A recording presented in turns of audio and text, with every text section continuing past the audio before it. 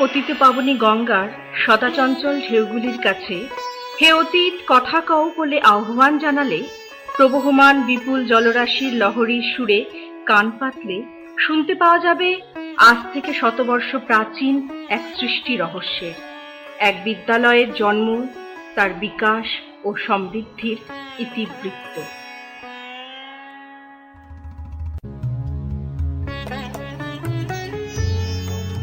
1897 সালে ইংরেজ সাম্রাজ্যের ভারতীয় পরিধির মধ্যে অবিভক্ত বাংলা একটি গুরুত্বপূর্ণ স্থান অধিকার করেছিল।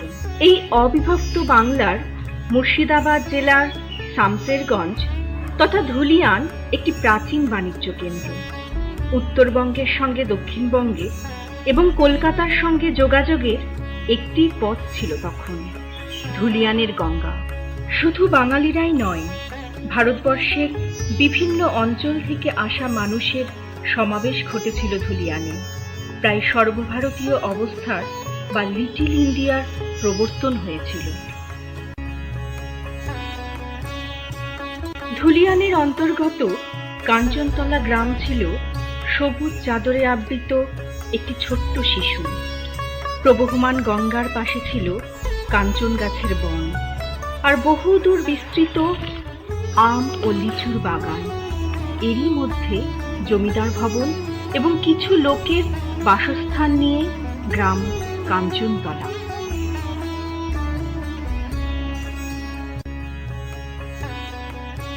জগবন্ধু রায় কাঞ্চনতলা জমিদার পরিবারের আদি পুরুষ ছিলেন। তার 3 পুত্র, ভগবতীচরণ, শ্যামাচরণ ও পার্বতীচরণ।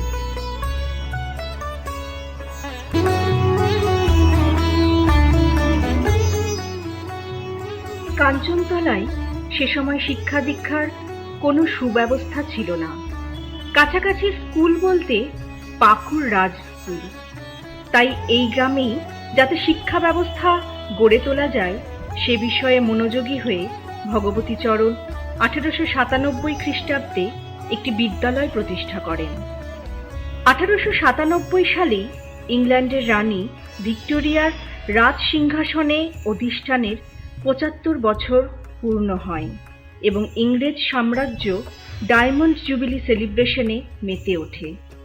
ঠিক এই বছর এই বিদ্যালয়টি তার পিতার স্মৃতির উদ্দেশ্যে প্রতিষ্ঠিত হওয়ায় নামকরণ হয় Kanchantala Jagabandhu diamond jubilee institution.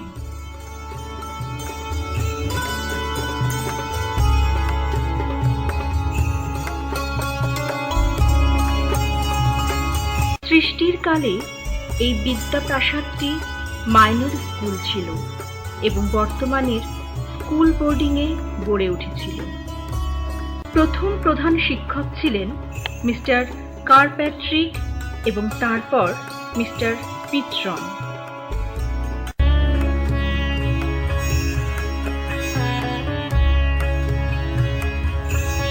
জমিদার বাড়ির পুত্র শচীন্দ্রনাথ এই বিদ্যালয়ে ভর্তি হন এবং সাহেব মাস্টার মহাশয়ের কাছে শিক্ষা লাভ করেন। কয়েক বছর অতিবাহিত হওয়ার পর 1908 সালে বিদ্যালয়টি উচ্চ ইংরাজি বিদ্যালয়ের জন্য কলকাতা বিশ্ববিদ্যালয়ের অনুমোদন লাভ করে।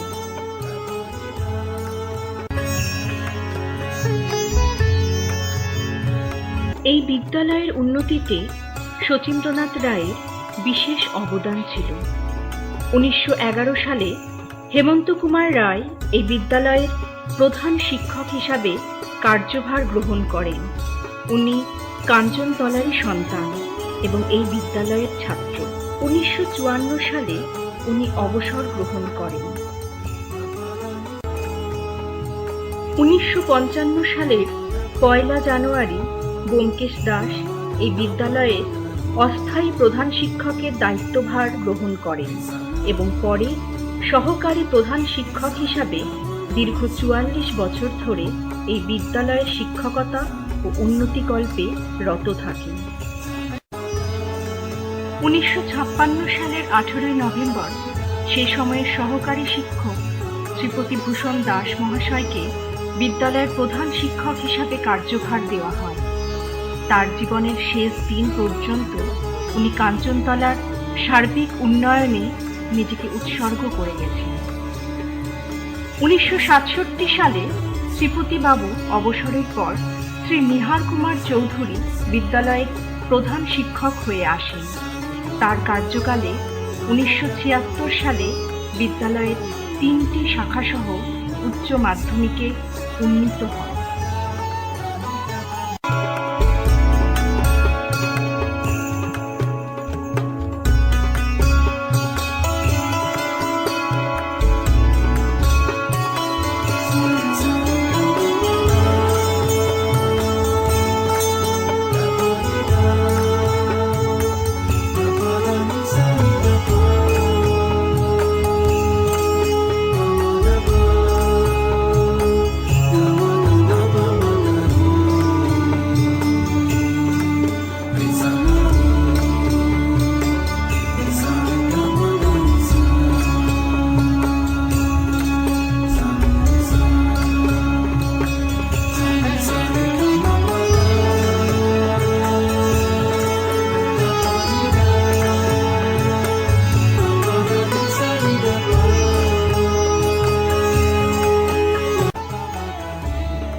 তখন ধুলিয়ান এবং পার্শ্ববর্তী অঞ্চল গঙ্গার ভাঙনে প্রতি বছরই ভয়ঙ্করভাবে ক্ষতিগ্রস্ত হয়। 1971 সালে আমাদের বিদ্যালয়ের বেশ কিছুটা অংশ গঙ্গা গর্ভে বিলীন হয় এবং বিদ্যালয়ের বেশ কিছু ভূসম্পত্তি গঙ্গার গ্রাসে বিলীন হয়ে যায়।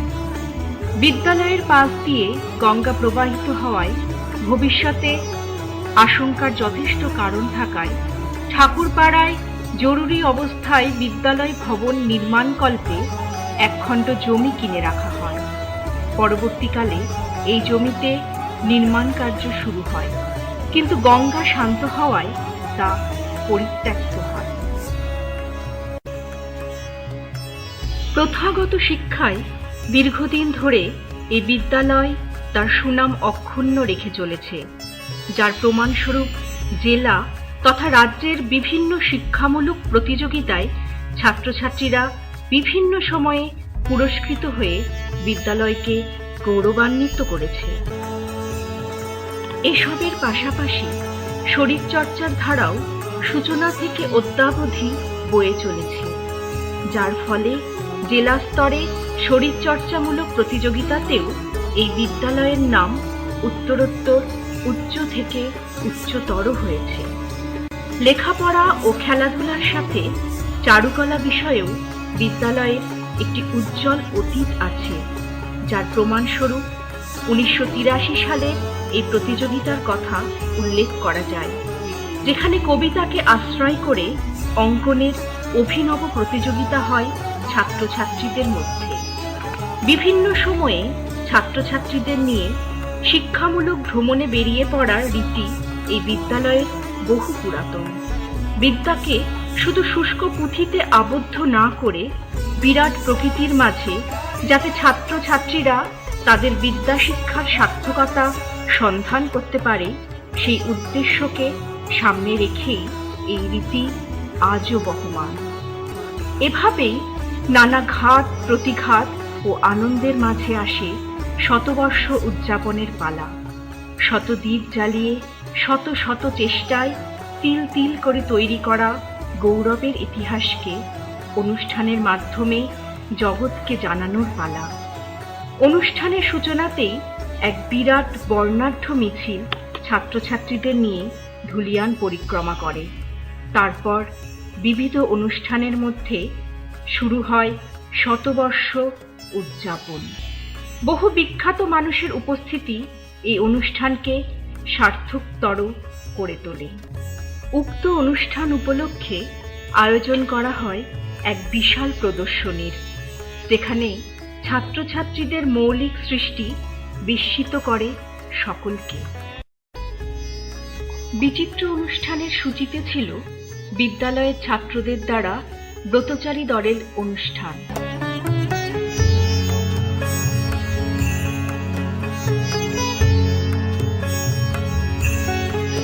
ছাত্রদের দ্বারা অভিনীত নাটক, ছাত্রীদের দ্বারা অভিনীত নাটক, শিক্ষক শিক্ষিকাদের দ্বারা অভিনীত নাটক, বাউল গান পরিবেশন এবং আরও বহুবিধ অনুষ্ঠান।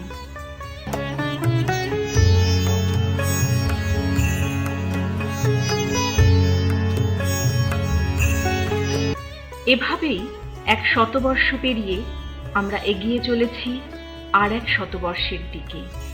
তাতে স্বাভাবিকভাবেই কিছু রীতি রক্ষা করা সম্ভব হয়নি।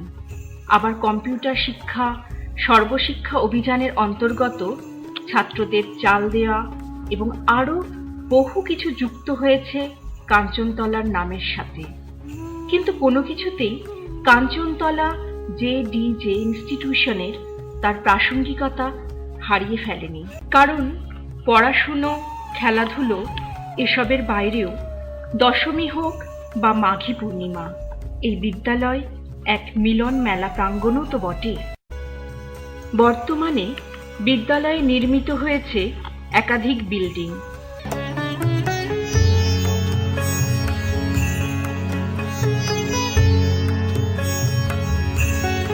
শুরু হয়েছে কম্পিউটারের মাধ্যমে শিক্ষাদান,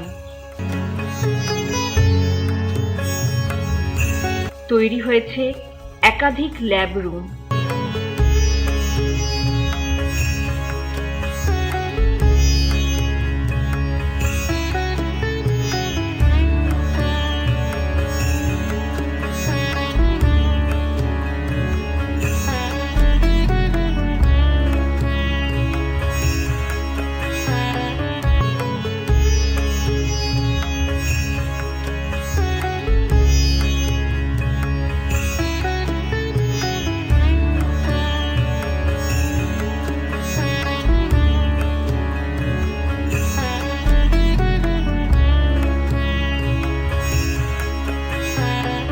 স্থায়ী গ্যারেজ, ক্যান্টিন, স্থায়ী মঞ্চ এবং আরও নতুনত্ব ছুঁয়ে গেছে কাঞ্চনতলা JDJ ইনস্টিটিউশনকে।